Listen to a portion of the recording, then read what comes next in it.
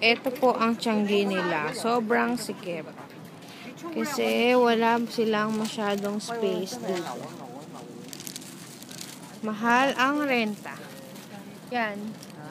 Para daddy nakaano ka na, nakapag Hong Kong ka na din. Oo, miss maganda din.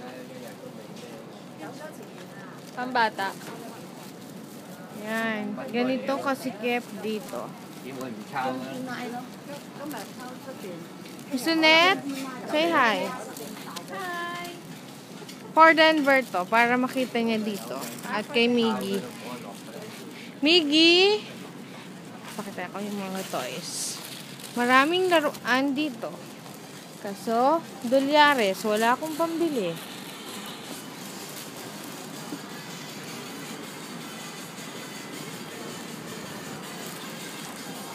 Gusto mo na ito, di? K-pop. Ayan o.